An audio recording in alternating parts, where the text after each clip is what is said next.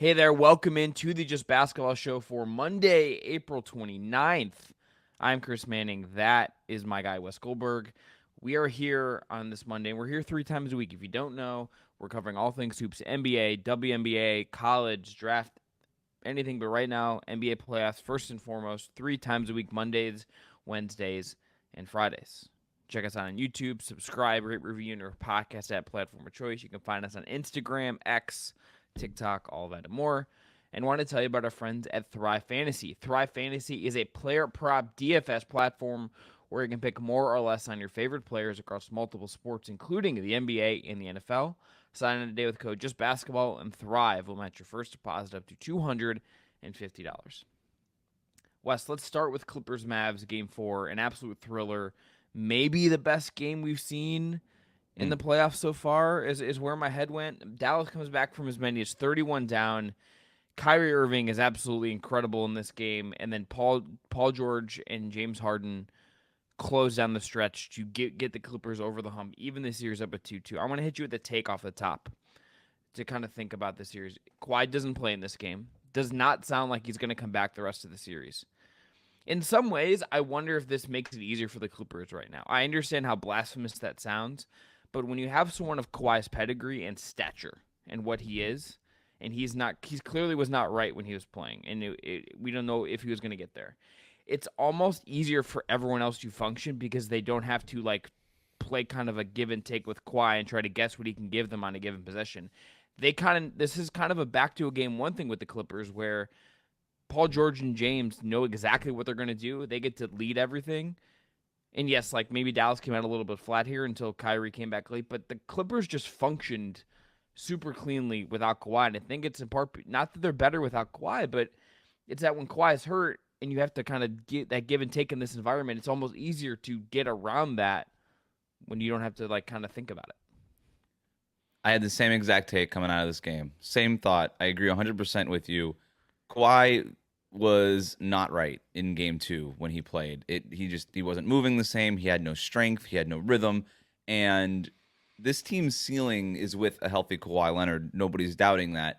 But to win this series, you just can't afford to try to be working him in there and wasting possessions, right? We saw how important every possession was at the end of this game. You can't afford to waste possessions and be like, does Kawhi have a post-up game today? Because we don't know, depending on how that right knee is feeling. And so you have that. And then one of my big takeaways, even zooming out kind of even more bigger picture, this year, one of the things I'm starting to realize more than ever is how important a pecking order is on an NBA roster and within sort of the ecosystem of a basketball game and a basketball team. And when your number one guy, Kawhi Leonard, is limited, then it takes away from what Paul George and James Harden are able to do because they have to share the scraps, right? Like they have to share pieces of the cake with Kawhi Leonard, who isn't necessarily at a point where he's able to be the Kawhi Leonard that they need him to be. So when he's out, it makes that pecking order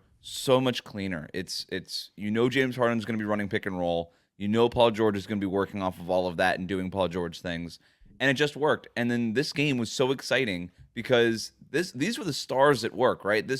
We've had games in these playoffs where it's like, oh, that's cool that Terrence Mann or whatever role player just scored 20 points. That's interesting for a different way. But when it comes down to it, we want to see the stars performing at their best in the playoffs. And you get 33 points from Paul George, 33 points from James Harden. They're all going shot for shot with Kyrie Irving and Luka Doncic in that fourth quarter. Kyrie finishes with 40 points, and he gets bonus points for some style points, just for some of the shots he made. Yeah. We should have a Kyrie conversation during this. The Clippers deserve to be finished here, but we need to talk about Kyrie because, by God, what a guy that guy is in this setting. A triple-double for Luka, 29, 10, and 10. I mean, these were just the stars going at it, and it was so compelling to watch basically this game of horse unfold in the fourth quarter, where it was just okay, Paul George hitting falling away corner three-pointers, Kyrie Irving making impossible layups and finishes at the basket, Luka hitting his step backs, James Harden going kind of doing the whole foul baiting thing, and then Kyrie Irving basically telling him in the fourth quarter, hey, can we stop with that and just play basketball? and making fun of him for a flop. And then James Harden was like, all right, bet I can do that, and stopped doing the foul baiting thing and just got to the rim. And it was hitting those crazy high arcing floaters and all this stuff. It was that's what you want to tune in for. That's why you watch. That's why you sit on your couch from 1 o'clock in the afternoon to the rest of the night. Is there's a chance that something like that can just sort of unspoon right in front of you. I want to give James Harden some credit, his flowers, so to speak, here, because we've seen play of Harden implode over and over and over again, and like he might do that into Game 7 of the series. We saw him be great for Philly last year, and then not be able to do it when they really absolutely needed them to again. But what he did in this game, and his ability at times with this Clippers team this year, of when they need him to tap back into not full Houston Harden, but like a version of that. It's impressive that he, considering he's older, considering like how off he's not nearly at his peak, I think, of what he was physically. He's not even like, doesn't feel quite as burly as he used to fully to me. Like he doesn't quite feel as thick. The fact that he can turn back to that and was just composed in these moments against Dallas, not phased, just operating smoothly. It's a reminder of how talented the guy is and why like him being kind of pushed into a different phase via getting to the Clippers was maybe good for him, but it's also good for them because he can tap into this. But he deserves credit, I think. Like Paul George hit maybe the shot I'll be thinking about, which I think was the ultimate go-ahead 3 from the corner, and George was the best two-way player on the floor in this game. He had 33, 8, 6, was 7 to 10 from 3. He was just great as a marksman in this game. But the ball handling of Harden, his ability inside the paint, doing some quick math, he was 8 of 12 on shots inside the arc and went to the free throw line 5 times. That work from Harden makes the rest of the Clippers stuff possible. It makes the looks they got from 3 open. In a lot of, because they needed that rim pressure. He was great. He was just awesome. And a high degree of difficulty on a lot of those James Harden shots. Like you're mentioning Yes. the 2-point numbers too. This is not, to your point, the big, burly, super fast first step James Harden, who was finding himself either shooting step backs from beyond the arc or basically at the rim and just totally figured out like the math part of basketball and used it to his advantage. This is not that James Harden. He does not have that first step. He doesn't have that level of strength anymore where he's getting those shots at the rim. Instead, it's a little less mathematically leading and a little bit more artistry. Again, going to those floaters. I mean, some of those floaters are from like 8, 9 feet away. I mean, he's like a step in front of the free throw line when he's lifting into that shot. Like that is a really hard shot, and he hit like 3 or 4 of them in this game. And they have Dallas's centers in hell because what is happening, it happened late in this game, is Dallas's centers are saying, like Zubac in particular to close this game, is in the dunker spot. And no matter who's on the floor, they're deciding oftentimes to say, we cannot just give up the free lob. Like, so we're going to give James Harden a wide open, like 9 feet and like maybe with a wing on him, but like a decent floater. Like in a playoff setting, the shots Harden's getting are like good shots. Like you can live with those as an offensive process. Like it's just the reality of the summer. But like their option if they help on Harden now is you're giving him a chance to pass, which he's going to make the right pass in situations 8 out of 10 times, 9 out of 10 times. Yeah. Or Zubac is dunking out of the dunker spot. It's like what they're doing with Harden has the Dallas's defense in a tough spot. There's not like a great counter for it either, unless like they get forced some turnovers or do some try to trap or something. I don't really know, but it's tough. The counter is, I mean, first of all, real quick, in 4 games this series, James Harden shooting 54% overall, 50% from 3, 91% from the free throw line with 7 assists to go along with his 26 point per game average. So he's awesome. How long do we keep this up? Is my question with James Harden. It's the big question. You know, and that's always the question with Harden, but I think even more so as a 34-year-old. Like, there's a reason we don't see this James Harden all the time. It's probably at 34, he's not capable of doing it all the time. And, you know, the series is split 2-2. The Clippers got to win 2 more games. We don't know if Kawhi is going to be able to make it back to the series. We already mentioned that and the limitations that he's dealing with. Paul George has been very good all series long. James Harden has been very good all season long. But the Mavericks have been there with them step for step, and you kind of need this version of James Harden to win this series. And as we've seen probably too many times in the past, you don't get this version from James Harden when you need it the most, usually. Now, I'm I think I've ended up somehow becoming a little bit more of a Harden apologist in these last few years. I don't know exactly how that happened, Chris, but it just sort of is part of my existence now. I do appreciate very much the nuances of his game. You mentioned the passing. I think he's probably one of the more underrated passers of this generation just because of the scoring and the foul baiting kind of is where the conversation starts with James Harden and oftentimes ends in terms of like your taste in a basketball player. You don't really, it's hard to kind of get past that part of it if it's not something that, if it's something that just is really sort of turns you off of a basketball player. But he's an amazing passer. He's an amazing playmaker, an amazing setup man, an amazing innings eater. Like he's just a great floor raiser for an offense, even still at this stage in his career. But they're gonna need like this version of James Harden to win this series, and we'll see if that's the case. I mean, that's sort of the biggest question.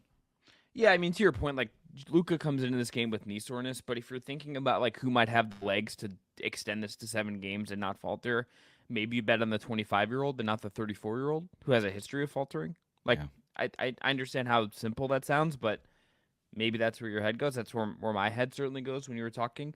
Let's talk about Kyrie for a second, though, because we've given Luka a ton of flowers. You made a great case for him for MVP. People can find a video on our YouTube channel. This is why you get Kyrie Irving. I do not want to discount the Kyrie stuff of the last several years that makes him hard to have in your organization. That is both off the court stuff that everyone knows about, and also what it seems like he can be like as a teammate sometimes, dating back to his time in Cleveland, where it doesn't always it feels like there were times where he was hard to work with, and just it didn't work. That was in Cleveland, that was in Boston. Certainly seems like that in Brooklyn. What this guy, though, is built for is the playoffs. What Kyrie Irving is built for is the biggest moments and the biggest stages and performing at the highest level possible. He is a craftsman. This guy is an artist. This guy is one of the most skilled basketball players we are ever going to see. That is just what he is. Flaws, all that stuff aside, this guy is built for the 16 game. When you need 16 wins, Kyrie Irving is a player you want on your team. This is why Dallas gives him the money it gave him. This is why I bet on the pairing of him and Luka. This is why this guy is a beloved player among players in the league, despite all the other stuff you could say about him. And most of it is very fair and valid. This is why this guy has the reputation that he does and is someone you want when the season gets to April, into May, and into June. Unbelievable performance from Kyrie to get to 40. Two plays that stick out to me for Kyrie. First, the one that's going to be on all the SportsCenter top 10 highlight and NBA packages. That finish that he has going up as Harden, Paul George, and Terrence Mann just sort of blossom all around him as trees, and there's just no way to get off a shot. He starts falling down with his right hand, pulls the ball back down as he's falling, and flips it around those three guys, and somehow gets that shot to drop. And you mentioned how he's so widely respected across the league. The bench reaction from the Dallas Mavericks when he hit that shot, everybody like just at the same time, mind being blown, all of them that emoji at the same exact time. That speaks to the level of respect, like 'cause they notice, and that's why they respect him so much, is because nobody else is making those shots. The other one that stuck out to me is Paul George had the Luka Doncic assignment late in this game, for most of this game, and late in this game. He tries to get he's on the left side of the floor, and Kyrie's kind of to his right, probably, I don't know, 6 feet away. And this is the scary thing about the Dallas Mavericks, by the way. And I love how it's a very simple construction to the offense, but it's very dangerous. Kyrie Irving and Luka Doncic are almost always one pass away from the other person. They don't screen for each other a lot. There's not a huge amount of two-man game stuff, although they do that sometimes. But they're always a pass away. There's never another guy in between them. And what makes that, and that's puts so much stress on a defense, because you can't shade off of one to help on the other. And so when Kyrie and Luka Doncic have the ball up high, and you've got PJ Washington and Derrick Jones Jr. parked in those corners, it's based on those guys to come all the way up, the guys covering the corner guys to come all the way up and to guard one of them, and that obviously opens up everything that's backdoor and stuff like that. So opposing teams are going to be hesitant to do that. And so you're always going to want to basically shade off the other guard to cover the guard with the ball. And so this is what happens. Luka Doncic has has Paul George right in front of him, gets to that step back. The guy guarding Kyrie shades over a little bit to help against that step back. Luka's in trouble. Paul George engulfs him on that step back. Awesome defense by Paul George. But all Luka has to do is just toss it to Kyrie Irving. That's all he has to do.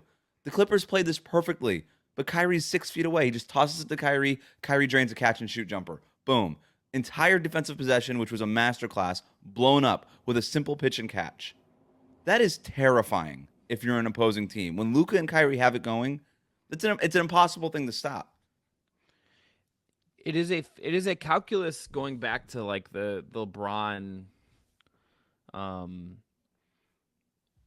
like Kyrie pairing. And I've pulled up I right now, Wes, as we're recording this, I've pulled up on YouTube. The NBA has up the final 5:55 of this game, which good job NBA. I will be watching this and probably not sleeping after I watch it because my adrenaline's going to go up. I'm just like watching even just like the pace of this game and like just without even seeing like great dynamic plays yet. Like the tempo that this series feels like it's going to get played at, it's tailor made for what you're getting at with Luka and Kyrie. You're telling me those guys aren't just going to function and score and be super awesome and manage all that? And maybe some of it is due to the injuries and some of what he's feeling and if the knee's not exactly right. But is it not super telling and interesting that like we've never seen Luka defer to anyone in his career really? Not that he fully defers to Kyrie, but is Kyrie not the first guy he's kind of been actively willing to say, you can bring up the ball, you can get us into the set. I'm going to stand over here and rest for a second. This is the first guy, maybe since like Dirk, like rookie Luka, that we've seen Luka be like, I'm cool with you taking control. We've never seen this before in Dallas, and it's good for Luka. It's good for Dallas, and it makes them like terrifying. Who do you favor the rest of the way in this series? Yeah, it's funny how we're singing Dallas's praises here. It's the Clippers who won this game.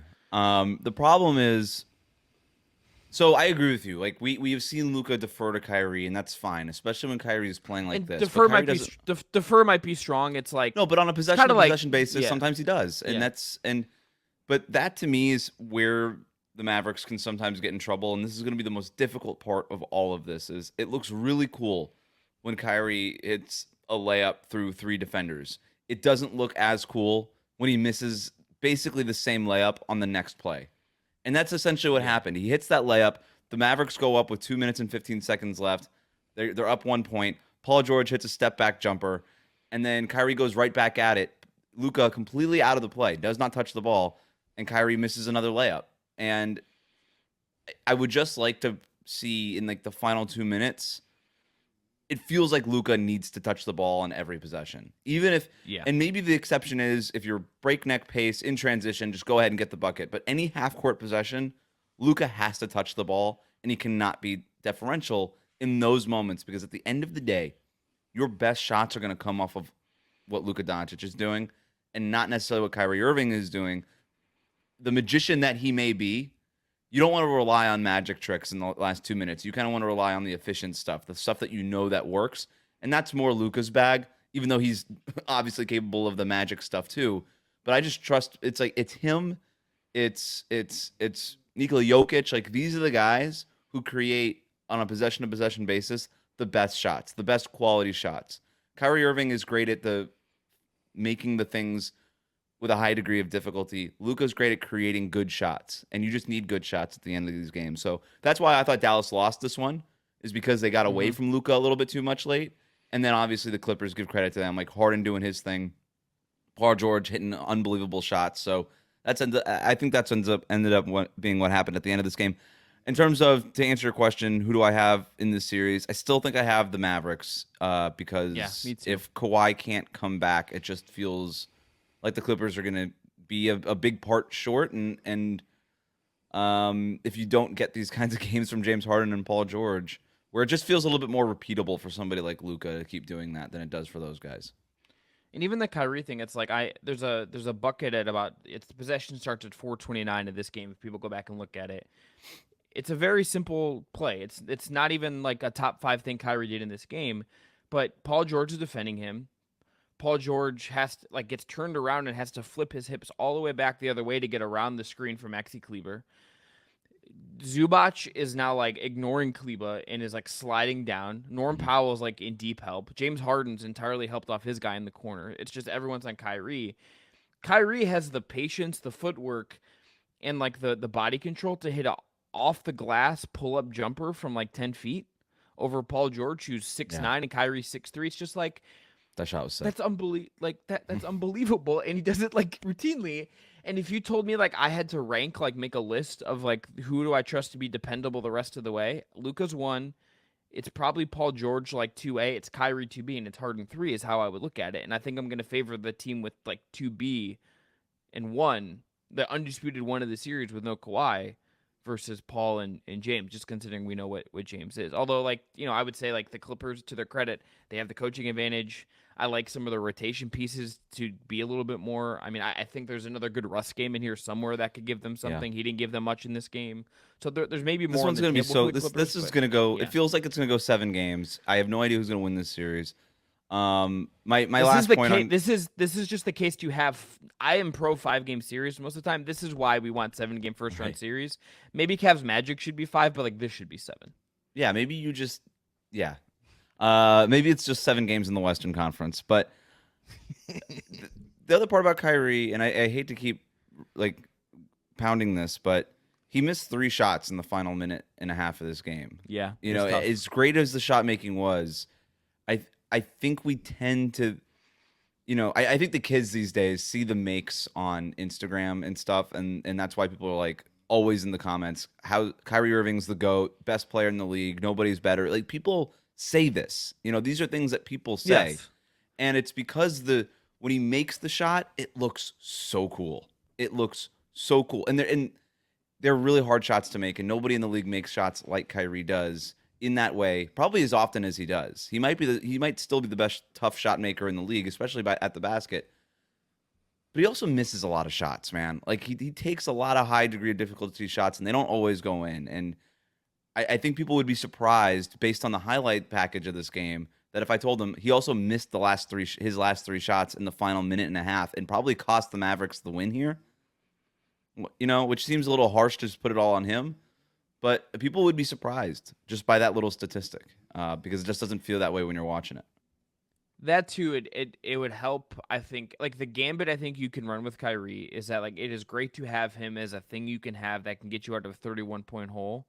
He also probably, like, it's kind of hard to, like, you expunge so much effort to get back from 31 that, like, that's a very tight, like, rope to walk. I just want the ball in Luka's hands. In that final 2 minutes, Luka needs to have the ball in his hands more. That's it. Yeah. The Jason Kidd needs to maybe just like force. That's like, I feel like that might be a Jason Kidd thing. Force it. No, for sure. It's just tilted a little bit more in that direction, and a lot of those late game problems get a little bit more ironed out. It might not look as cool, but you're probably just going to get efficient looks and win more basketball games that way.